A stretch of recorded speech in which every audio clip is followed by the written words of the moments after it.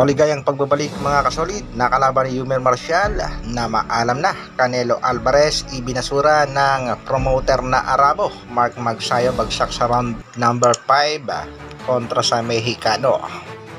4 alas, panalo na kahit wala pang laban. Yan ang ating mga pag-uusapan.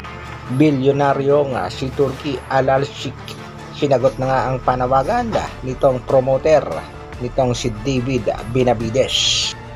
Matatandaan nga natin mga kasolid, nung nakaraang araw lamang ay nanawagan itong promoter ni David Benavides dito sa Arabong promoter. Yan nga ay patungkol sa demand itong si Canelo Alvarez na kung may promoter nga daw na magbibigay sa kanya ng 150 to 200 million US dollar ay kaagad niyang kakasahan itong Mexican monster. Nanawagan din mismo itong si Mexican monster David Benavides dito sa Arabong promoter para maikasa nga ang bakbakang Canelo kontra Benavides sa Saudi Arabia. Nagbigay na nga ng pahayag itong si Turki Al-Sheikh at ito nga ang kanyang gusto mga kasolid. Lalabanan ni David Benavides ang mananalo sa bakbakang Dimitri Bivol kontra nga dito kay Unified Champion Artur Beterbiev. Ito nga si Dimitri Bivol ang kasalukuyang WBA Lightweight Champion, samantalang ito namang si Artur Beterbiev ang Unified WBO, WBC at IBF Light Heavyweight Champion. Si Bivol ay may kartadang 22 wins, 11 knockouts, undefeated. Ganon din naman itong si Beterbiev, 20 wins, 20 knockouts, undefeated din. Ibinasura nga ng Arabong promoter itong si Canelo Alvarez at hindi yata nagustuhan ang pagdemand nitong si Canelo. Dagdag pa ng promoter, tinalo na daw itong si Alvarez ni Dimitri Bivol kaya mas magandang ang makakalaban itong si Benavides ay ang mananalo sa bakbakang Bivol at Beterbiev.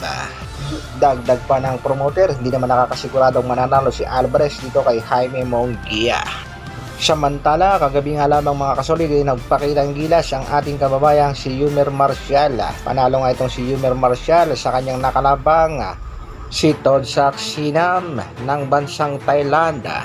Sa round 4 nga ng kanilang bakbakan ay pinabagsak at pinatulog ni Yumel Marcial itong si Sinam. At latest update dito kay Sinam, namamaalam na nga ito sa pagbaboxing at nangakong magre-retiro na pagkatapos nga ng isang napakatinding knockout na sinapit sa ating kababayang si Yumel Marcial. Dahil pagkatapos nga ng kanyang naging knockout ay diretso nga sa ospital itong nasabing boxer ng Thailand. Once again, congratulations sa ating kababayang si Yumel Marcial sa pagkapanalo sa kanyang homecoming fight. Sa kabilang balita naman mga kasolid, isa sa mga pambato ng Manny Pacquiao promotion, walang iba kung hindi itong si Mark Magnifico Magsayo.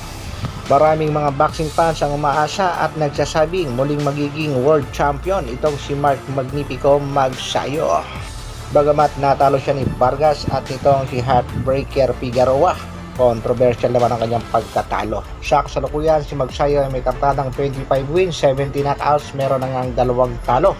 At ang huling laban niya kontra Isaac Abelar, pinatulog niya at hospital ang inabot ng kanyang nakalaban. Muli ngang lalaban ang ating pambatong si Mark Magsayo. Possible na makakalaban na isa pa ring Mexicano. Ito nga ay si Ramirez. Itong si Eduardo Ramirez sa kasalukuyan naman ay merong kartadang 28 wins, 30 knockouts, merong 3 talo. Nakatikim na nga ng unang knockout kontra sa pambato rin ng Manny Pacquiao promotion na si Isaac Pitbull Cruz noong 2022. Malaki pa rin ang tiwala ng Manny Pacquiao promotion sa kakayahan at tibay nitong si Mark Magnifico Magsayo. Sa katunayan nga mga kasolid, itong si Magsayo ay bumabagsak at nakatikim na rin ng knockdown pero muling bumabangon para lumaban. Balikan muna natin mga kasolid ang naging laban ni Mark Magsayo kontra nga dito sa Mexican warrior na si Ceja. Isang napakabigat na laban din ito para sa ating kababayang si Mark Magsayo dahil alam naman natin itong si Julio Ceja ay napaka-agresibo at ang target nga nitong si Ceja ay ang body punch na pinapatama dito kay Magsayo na kung saan sa round 5 ng kanilang bakbakan bagsak nga ang ating kababayan pero tumayo at muling lumaban. Bagamat marami ng pinsala sa body shot ang ating kababayan, pero pagdating ng round 10, heto nga mga kasolid, pinabagsak niya itong si Julio Ceja. Tulog nga itong Mexicano at hindi na nakabangon. Dahil dyan mga kasolid ay marami talagang humanga dito kay Mark Magnifico Magsayo. At dahil meron nga siyang paparating na laban ngayong buwan ng Mayo ay patuloy pa rin ang kanyang pag-ensayo. Katwiran itong si Magsayo. Tuloy-tuloy lang ang training para pagdating ng laban, hindi mahihirapan. Banat nga ni Magsayo, repeat, ready, Philippines, Mexico. Thank you, Sean Gibbons. Pakinggan natin ang naging pahayag ni Mark Magnifico Magsayo. Talagang, budigay tayo. Gusto masasaktan.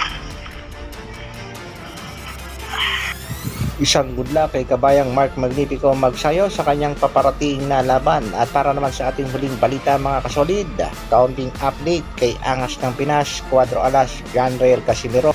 Hanggang sa kasalukuyan nga ay wala pang malinaw na update galing Treasure Boxing Promotion kung sino ba talaga ang makakalaban ng ating pangbatong si Alas. Kaya sa kasalukuyan ay pa-chill lang muna ang ating pangbato. Wala pang laban pero kitang-kita na ang panalo ng Angas ng Pinas.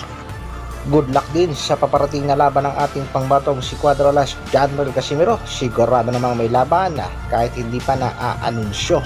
Hanggang dito na lang muna mga kasolid. Maraming salamat sa patuloy na pagsuporta at panonood. Isang like naman dyan at sa mga bagong mapapadaan sa ating munting channel, pa-share at subscribe na rin. Mabuhay, Dr. Arvin Vlogs. Brrrr.